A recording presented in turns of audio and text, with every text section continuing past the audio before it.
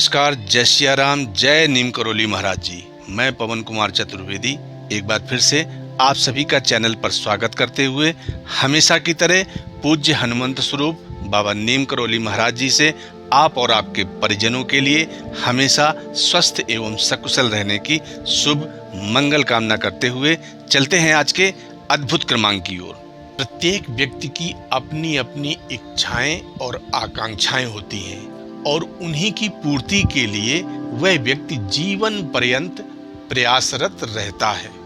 लेकिन विशेष बात यह है कि जब व्यक्ति की एक इच्छा जिस किसी भी प्रकार से पूरी हो जाती है तो उसके मन में एक नई इच्छा का जन्म होता है, और जब वह नई इच्छा फिर पूरी हो जाती है तो फिर एक नई इच्छा जन्म लेती है, और इस तरह से ये इच्छाओं का क्रम जीवन पर्यंत चलता ही रहता है।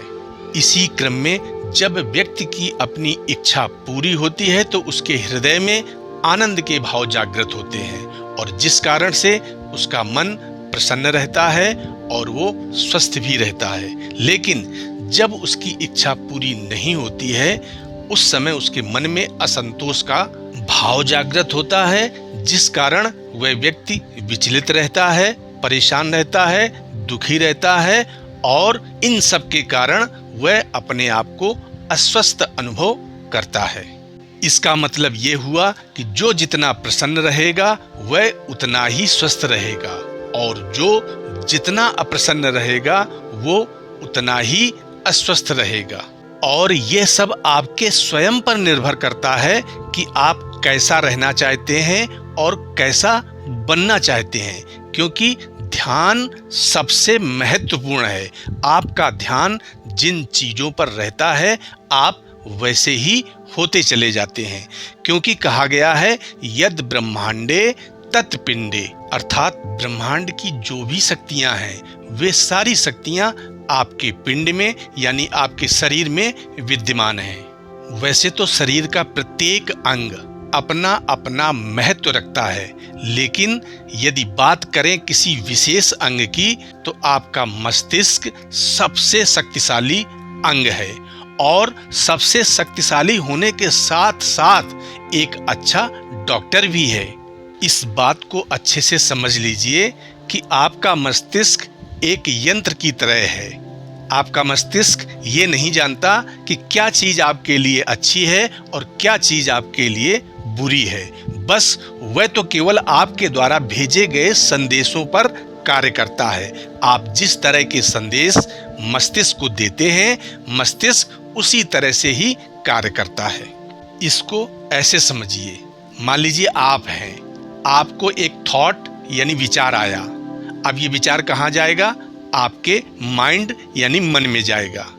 अब मन क्या करेगा? मन इस विचार को आगे यानी ब्रेन यानी मस्तिष्क को भेज देगा, और मस्तिष्क इस विचार पर कार्य करना चालू कर देगा, और ये विचार फिर कहाँ जाएगा? फिर आप में ही आ जाएगा, यानी आपसे शुरू हुआ था और पूरा सर्किल करते हुए आप तक ही वो विचार आ गया। कहने का मतलब मस्तिष्क वही कार्य करता है जैसा आप सोचते हैं, जैसा आप विचारते हैं। यह भी कह सकते हैं कि आपका ध्यान अत्यंत महत्वपूर्ण है। आपका ध्यान जिन चीजों पर सबसे ज्यादा रहता है, अर्थात जिन चीजों पर सबसे अधिक रहता है, वो चीजें और अधिक मात्रा में होने लगती हैं। मान लीजिए आप बीमार हैं और आप अपनी बीमारी की चर्चा हमेशा करते हैं, अपने रिश्तेदारों से करते हैं, अपने दोस्तों से करते हैं। आपने फोन मिलाया, फोन पर सबसे ज्यादा बात अगर आपने की तो केवल आपने अपनी बीमारियों पर की। तो इसका क्या असर हुआ?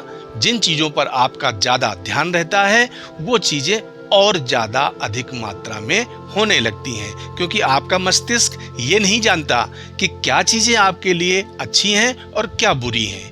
आप जिन चीजों पर ज्यादा ध्यान देते हैं वही चीजें आपका मस्तिष्क और करने लगता है, क्योंकि मस्तिष्क का कनेक्शन सीधे ब्रह्मांड से है, और ब्रह्मांड में जो शक्तियां हैं वो मस्तिष्क में भी विराजमान है। इसलिए यदि आप स्वस्थ, प्रसन्न और धनवान बनना चाहते हैं तो आप अपने ध्यान को उसी दिशा की ओर लगाइए जैसा आप बनना चाहते हैं, जैसा आप रहना चाहते हैं।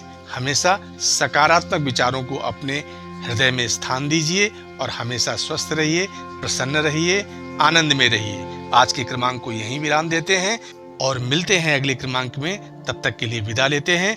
नमस्कार। जय सिया राम। जय नीम करौली महाराज जी।